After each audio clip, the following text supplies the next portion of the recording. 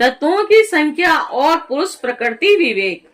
उद्धव जी ने कहा, प्रभु विद्येश्वर ऋषियों ने तत्वों की संख्या कितनी बतलाई है, और आपने तो अभी 19वें अध्याय में 9, 11, 5 और 3 अर्थात कुल 28 तत्व गिनाए हैं, और यह तो हम सुन चुके हैं। किंतु कुछ लोग 26 तत्व बतलाते हैं, तो कुछ 25 और कोई 7, 9 अथवा 6 स्वीकार करते हैं, कोई 4 बतलाते हैं तो कोई 11, और इस प्रकार किन्हीं किन्हीं ऋषि मुनियों के मत में उनकी संख्या 17 है, कोई 16 और कोई 13 बतलाते हैं, और सनातन श्री कृष्ण ऋषि मुनि इतनी भिन्न संख्याएं किस अभिप्राय से बतलाते हैं, आप कृपा करके हमें बताइए। भगवान श्री कृष्ण ने कहा कि उद्धव जी, वेदज्ञ ब्राह्मण इस विषय में जो कुछ कहते हैं वह सभी ठीक है, क्योंकि सभी तत्व सब में अंतर्भूत हैं। मेरी माया को स्वीकार करके क्या कहना असंभव है, जैसा तुम कहते हो वह ठीक नहीं है, और जो मैं कहता हूँ वही यथार्थ है। और इस प्रकार जगत के कारण के संबंध में विवाद इसलिए होता है कि मेरी शक्तियां सत्व, रज और आदि गुणों और उनकी वृत्तियों का रहस्य लोग समझ नहीं पाते, इसीलिए वह अपने अपनी मनोप्रवृत्ति पर ही आग्रह कर बैठते हैं, और सत्व आदि गुणों के शोभ से ही यह विधि कल्पना रूप प्रपंच जो वस्तु नहीं केवल नाम है, उठ खड़ा हुआ है, वही वाद विवाद है और करने वालों के विवाद का विषय है। और जब इंद्रियां अपने वश में हो जाती है तथा चित्त शांत हो जाता है, तब यह परपंच भी निवृत्त हो जाता है, और उसकी निवृत्ति के साथ ही सारे वाद विवाद मिट जाते हैं, और पुरुष शिरोमणि तत्व का एक दूसरे में अनुप्रवेश है, और इसलिए वक्ता तत्वों की जितनी संख्या बतलाना चाहता है उसी के अनुसार कारण को कार्य में अथवा कार्य को कारण में मिलाकर अपनी इच्छित संख्या सिद्ध कर लेता है। और ऐसा देखा जाता है कि एक ही तत्व में बहुत से दूसरे तत्वों का अंतर्भाव हो गया है, और इसका कोई बंधन नहीं है कि किस में अंतर्भाव हो, और कभी घट पट आदि कार्य वस्तु का उनके कारण, और मिट्टी सूत आदि में तो कभी मिट्टी सूत आदि का घट पट आदि कार्यों में अंतर्भाव हो जाता है। और इसीलिए वादी प्रतिवादियों में से जिनकी वाणी ने जिस कार्य को जिस कारण में अथवा जिस कारण को जिस कार्य में अंतर्भूत करके तत्वों की जितनी संख्या स्वीकार की है वह हम निश्चय ही स्वीकार करते हैं, क्योंकि उनका वह उपादन युक्ति संगति ही है। और उद्धव जी, जिन लोगों ने 26 संख्या स्वीकार की है वे ऐसा कहते हैं कि जीव अनादि काल से अविद्या से ग्रस्त हो रहा है और स्वयं अपने आप को नहीं जान सकता, और उसे आत्मज्ञान करने के लिए किसी अन्य सर्वज्ञ की आवश्यकता है। और इसीलिए प्रकृति कार्य कारण स्वरूप 24 तत्व और 25वां पुरुष तथा 26वां ईश्वर, इस प्रकार कुल 26 तत्व स्वीकार करने चाहिए। और 25 तत्व मानने वाले कहते हैं कि इस शरीर में जीव और ईश्वर का अणु मात्र भी अंतर या भेद नहीं है, और इसीलिए उनमें भेद की कल्पना व्यर्थ है। रही ज्ञान की बात, तो सत्वात्मिक प्रकृति का गुण है, और तीनों गुणों का साम्यावस्था ही प्रकृति है, और इसीलिए सत्व रज आदि गुण आत्मा के नहीं प्रकृति के ही हैं, और इनके द्वारा जगत की स्थिति उत्पत्ति और प्रलय हुआ करते हैं, और इसीलिए ज्ञान आत्मा का गुण नहीं प्रकृति का ही गुण सिद्ध होता है। और इस प्रपंच में सत्व गुण ही ज्ञान है, रजोगुण ही कर्म है, तमोगुण ही अज्ञान कहा गया है, और गुणों में शोभ उत्पन्न करने वाला ईश्वर ही काल है, और सूत्र अर्थात महत्वी स्वभाव है। इसीलिए 25 और 26 तत्वों की दोनों ही संख्या युक्ति संगत है।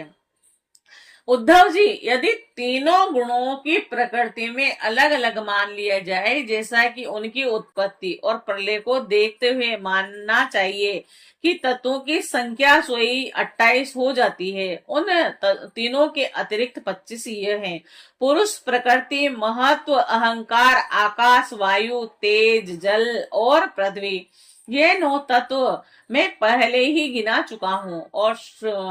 श्रोत, त्वचा, चक्षु, नासिका, रसना, ये 5 ज्ञानेंद्रियां, वाक, पाणी, पाद, वायु और उपस्थ, ये 5 कर्मेंद्रियां तथा मन, कर्मेंद्रिय और ज्ञानेंद्रिय दोनों ही हैं। और इस प्रकार कुल 11 इंद्रियां तथा शब्द, स्पर्श, रूप, रस और गंध, ये ज्ञान इंद्रियों के 5 विषय। इस प्रकार 3, 9, 11 और 5 सब मिलाकर 28 तत्व होते हैं। कर्म इंद्रियों के द्वारा होने वाले 5 कर्म: चलना, बोलना, मल त्यागना, पेशाब करना और काम करना। और इनके द्वारा तत्वों की संख्या नहीं बढ़ती और इन्हें ही कर्मेंद्रिय स्वरूप ही मानना चाहिए। सृष्टि के आरंभ में कार्य 11 इंद्रियां और पंचभूत और कारण महत्व आदि के रूप में प्रकृति ही रहती है, और यही सत्व गुण, रजोगुण और तमोगुण की सहायता से जगत की स्थिति, उत्पत्ति और संघार संबंधी अवस्थाएं धारण करती है। अव्यक्त पुरुष को प्रकृति और उसकी अवस्थाओं का केवल साक्षी मात्र बना रहता है, और महत्व आदि कारण धातुएं विकार को प्राप्त होते हुए पुरुष के इक्षण से शक्ति प्राप्त करके परस्पर मिल जाते हैं और प्रकृति का आश्रय लेकर उसी के बल से ब्रह्मांड की सृष्टि करते हैं। उद्धव जी, जो लोग तत्वों की संख्या 7 स्वीकार करते हैं, उनके विचार से आकाश, वायु, तेज, जल और पृथ्वी, ये 5 भूत, छठा जीव और 7वां परमात्मा, जो साक्षी जीव और साक्षी जगत दोनों का अधिष्ठान है, और यह तत्व है देह, इंद्रिय और प्राणी आदि की उत्पत्ति तो पंचभूतों से ही हुई, और इसीलिए वे इन्हें अलग अलग नहीं गिनते। और जो लोग केवल 6 तत्व स्वीकार करते हैं, वे कहते हैं कि 5 भूत और छठा परम पुरुष परमात्मा, और वह परमात्मा अपने बनाए हुए पंचभूतों से युक्त होकर देह आदि की सृष्टि करता है और उसमें जीव रूप से प्रवेश करता है, और इस मत के अनुसार जीव का परमात्मा में और शरीर आदि का पंचभूतों में समावेश हो जाता है। जो लोग कारण के रूप में 4 ही तत्व स्वीकार करते हैं, वह कहते हैं कि आत्मा से तेज, जल और पृथ्वी की उत्पत्ति हुई है, और जगत में जितने पदार्थ हैं वह सब उन्हीं से उत्पन्न होते हैं, और वे सभी कार्यों का इन्हीं में समावेश कर लेते हैं। और जो लोग तत्वों की संख्या 17 बताते हैं, वह इस प्रकार गणना करते हैं कि 5 भूत, 5 तन्मात्राएं, 5 ज्ञानेंद्रियां और 1 मन, 1 आत्मा। और जो लोग तत्वों की संख्या 16 बताते हैं, उनकी गणना भी इस प्रकार है। अंतर केवल इतना ही है कि वे आत्मा में मन का और भी समावेश कर लेते हैं, और इस प्रकार उनकी तत्व संख्या 16 रह जाती है। जो लोग 13 तत्व मानते हैं, वह कहते हैं कि आकाश आदि 5 भूत, श्रोता आदि 5 ज्ञानेंद्रियां, 1 मन, 1 जीवात्मा, 1 परमात्मा, यह 13 तत्व है। और 11 संख्या मानने वालों ने 5 भूत, 5 ज्ञानेंद्रियां और इनके अतिरिक्त 1 आत्मा का अस्तित्व स्वीकार किया है। और जो लोग 9 तत्व मानते हैं, वे आकाशीय 5 भूत और मन, बुद्धि, अहंकार, ये 8 प्रकृतियां और 9वां पुरुष, इन्हीं को तत्व मानते हैं। और इस प्रकार ऋषि मुनियों ने भिन्न भिन्न प्रकार से तत्वों की गणना की है, और सबका कहना उचित ही है, क्योंकि सबकी संख्या युक्ति युक्त है। और जो लोग तत्वज्ञानी हैं, उन्हें किसी भी मत में बुराई नहीं दिखती, और उनके लिए तो सब कुछ ठीक है। उद्धव जी ने कहा, श्याम सुंदर, यद्यपि स्वरूप प्रकृति और पुरुष दोनों एक दूसरे से सर्वथा भिन्न हैं, यद्यपि वे आपस में इतने घुल मिल गए हैं कि साधारणतः उनका भेद नहीं जान पड़ता।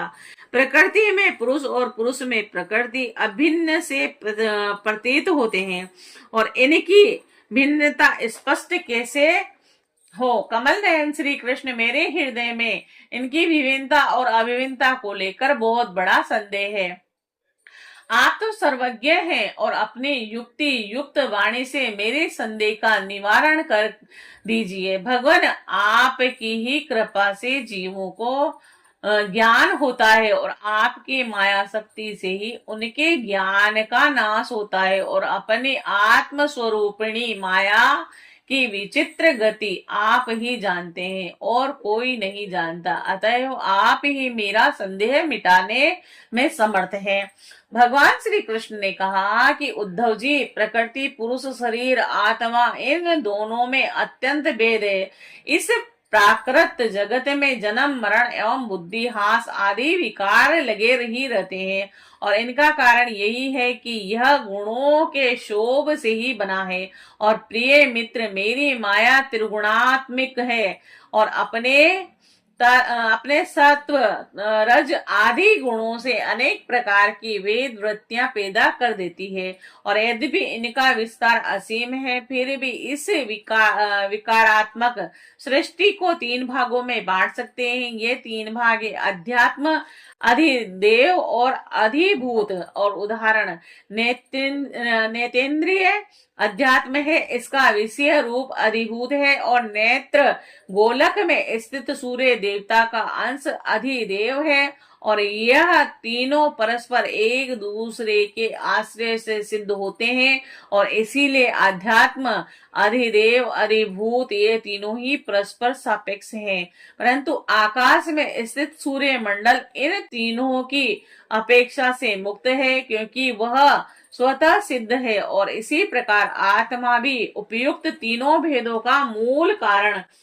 उनका साक्षी और उनसे परे है, और वही अपने स्वयं सिद्ध प्रकाश के समस्त सिद्ध पदार्थों की मूल सिद्धि है, और उसी के द्वारा उस सबका प्रकाश होता है। और जिस प्रकार चक्षु के 3 भेद बतलाए गए हैं, उसी प्रकार त्वचा, श्रोत्र, जीवा, नासिका, चित्त आदि के भी 3-3 भेद हैं। प्रकृति में महत्व बनता है और महत्व से अहंकार, और इस प्रकार यह अहंकार गुणों के शोभ से उत्पन्न हुआ प्रकृति का ही एक विकार है। अहंकार के 3 भेद हैं,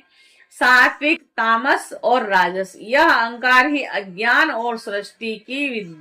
विविधता का मूल कारण है।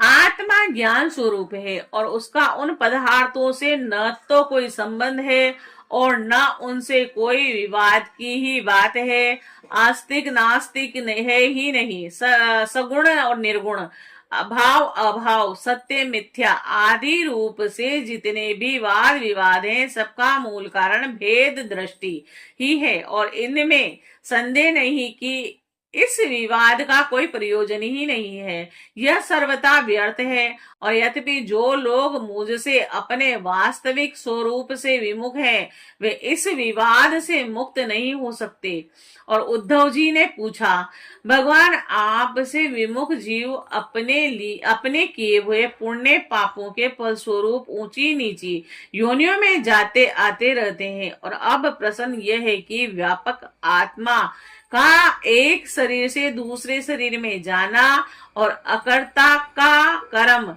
करना, और नित्य वस्तु का जन्म मरण कैसे संभव है। और गोविंद, जो लोग आत्मज्ञान से रहित हैं, वह तो इस विषय को ठीक ठीक सोच भी नहीं सकते, और इस विषय के विधान संसार में प्राय मिलते ही नहीं, क्योंकि सभी लोग आपकी माया की भूल भुलैया में पड़े हुए हैं, और इसीलिए आप ही कृपा करके मुझे इसका रहस्य बताइए। भगवान श्री कृष्ण ने कहा, प्रिय उद्धव, मनुष्यों का मन कर्म संस्कारों का पुंज है, और इन संस्कारों के अनुसार भोग प्राप्त करने के लिए उनके 5 इंद्रिय भी लगी हुई हैं, और इसी का नाम है लिंग शरीर। और वही कर्मों के अनुसार एक दूसरे से दूसरे शरीर में, एक गोलक से दूसरे गोलक में आता जाता रहता है। आत्मा इस लिंग शरीर से सर्वथा पृथक है और उनका आना जाना नहीं होता, परंतु जब वह अपने को लिंग शरीर ही समझ बैठता है, उसी ही में अहंकार कर लेता है, तब उसे भी अपना आना जाना प्रतीत होने लगता है और मन कर्मों के अधीन है। वह देखे हुए या सुने हुए विषयों का चिंतन करने लगता है और क्षण भर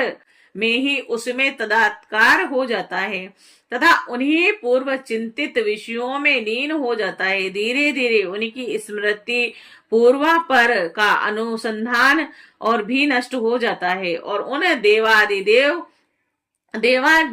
देवादि शरीरों में इसका इतना अभिनिवेश, इतना तल्लीनता हो जाती है कि जीव को अपने पूर्व शरीर का स्मरण भी नहीं रहता और किसी भी कारण से शरीर को सर्वथा भूल जाना ही मृत्यु है। और उद्धव, यह जीव किसी भी शरीर को अभेद भाव से मैं के रूप में स्वीकार कर लेता है और तब उसे ही जन्म कहते हैं। ठीक वैसे ही जैसे स्वप्नकालीन और मनोरथकालीन शरीर में अभिमान करना ही स्वप्न और मनोरथ कहा जाता है और यह वर्तमान देह में स्थित जीव जैसे पूर्व देह का स्मरण नहीं करता, वैसे ही स्वप्न या मनोरथ में स्थित जीव भी पहले ही स्वप्न और मनोरथों को स्मरण नहीं करता। प्रयुक्त उस वर्तमान स्वप्न और मनोरथ में पूर्व सिद्ध होने पर भी अपने को नवीन सा ही समझता है और इंद्रियों के आश्रय मन और शरीर की सृष्टि ही आत्म वस्तु में यह उत्तम, मध्यम और अधम की त्रिविधता भासती है और उनमें अभिमान करने से ही आत्मा, ब्रह्मा और अभ्यंतर भेदों का हेतु मालूम पड़ने लगता है। जैसे दुष्ट पुरुष को उत्पन्न करने वाला पिता पुत्र के शत्रु मित्र आदि के लिए भेद का हेतु हो जाता है। प्यारे उद्धव, काल की गति सूक्ष्म है, उसे साधारणतः देखा नहीं जा सकता और उनके द्वारा प्रतिक्षण और शरीर की उत्पत्ति और नाश होते रहते हैं और सूक्ष्म होने के कारण ही प्रतिक्षण होने वाले जन्म मरण नहीं दिख पड़ते। जैसे काल के प्रभाव से दिए की लो, नदियों के प्रवाह अथवा वृक्ष के फलों की विशेष विशेष अवस्थाएं बदलती रहती है, वैसे ही समस्त प्राणियों के शरीरों की आयु अवस्था आदि भी बदलती रहती है। जैसे यह उन्हीं ज्योतियों का वह दीपक है, प्रवाह का यह वही जल है और ऐसा समझना और कहना मिथ्या है, वैसे ही विषय चिंतन में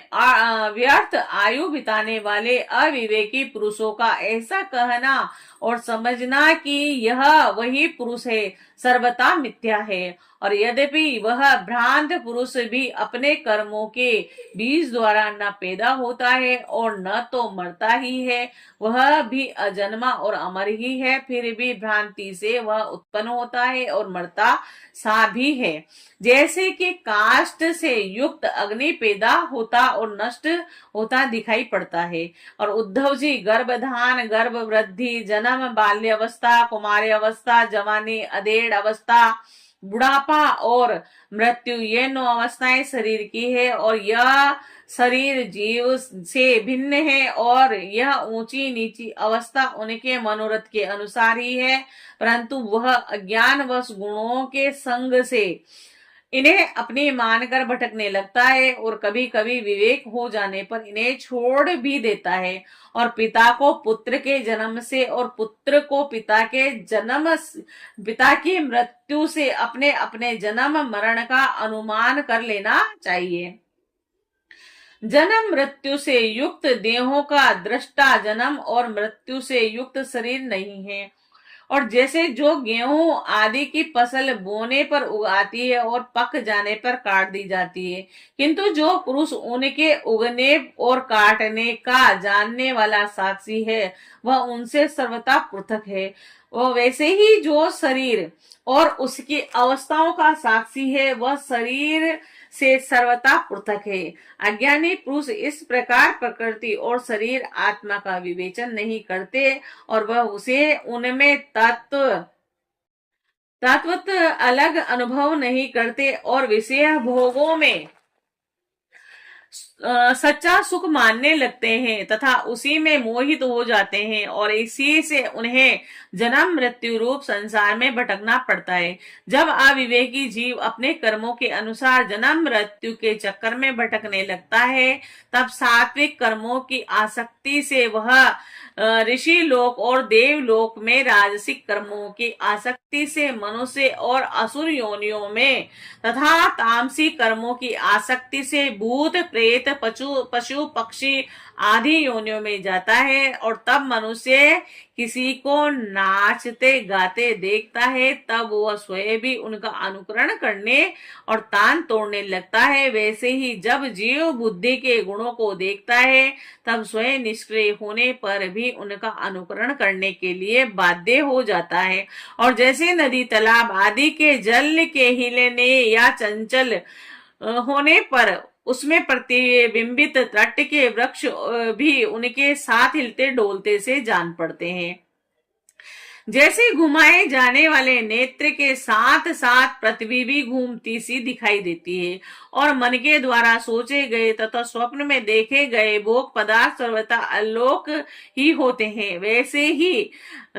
है दाशाह आत्मा का विषानुभव स्वरूप संसार भी अस्वरता असत्य है और आत्मा तो नित्य शुद्ध बुद्धि और मुक्त स्वभाव ही है। विषयों के सत्य न होने पर भी जो जीव विषयों का ही चिंतन करता रहता है और उनका यह जन्म मृत्यु रूप संसार चक्र कभी निवृत्त नहीं होता। जैसे स्वप्न में पदार्थ अनर्थ परंपरा जागे बिना निवृत्ति नहीं होती। प्रिय उद्धव, इसीलिए इन दुष्ट यानी कभी तृप्त न होने वाली इंद्रियों से विषयों को मत भोगो। आत्मा विषयक अज्ञान के प्रतीत होने वाला सांसारिक भेद भाव भ्रम मूलक ही है। ऐसा समझो कि असाधु पुरुष गर्दन पकड़कर बाहर निकाल दे और वाणी द्वारा अपमान करे, उपहास करे, निंदा करे, मारे पीटे, बांधे, आजीविका छीन ले और ऊपर थूक दे, मुद्दे अथवा तरह तरह से विचलित करे और निष्ठा से डिगाने की चेष्टा करे और उनके किसी भी उपद्रव से दुख न होना चाहिए, क्योंकि वे तो बेचारे अज्ञानी हैं और उन्हें परमात्मा का तो पता ही नहीं है। और अतः जो अपने कल्याण के इच्छुक हैं उसे कभी कठिनाइयों से अपने विवेक बुद्धि द्वारा ही किसी ब्रह्म साधन से नहीं अपने को बचा लेना चाहिए। वस्तुतः आत्मदृष्टि ही समस्त विपत्तियों से बचने का एकमात्र साधन है, परमार्थ है। और उद्धव जी ने कहा, भगवान आप समस्त वक्ताओं के शिरोमणि हैं और मैं इस दुर्जनों से किए गए तिरस्कार को अपने मन में अत्यंत असहाय समझता हूँ। अतः जैसे मैं इसको समझ सकूं, आपका उपदेश जीवन में धारण कर सकूं, और वैसे ही बताइए। विश्व आत्मन जो आपके भागवत धर्म के आचरण में प्रेम पूर्वक संलग्न है और उन्होंने आपके चरण कमलों का ही आश्रय ले लिया है, उन शांत पुरुषों के अतिरिक्त बड़े बड़े विद्वानों के लिए भी दुष्टों के द्वारा किया हुआ तिरस्कार सह लेना अत्यंत कठिन है, क्योंकि प्रकृति अत्यंत बलवंती है।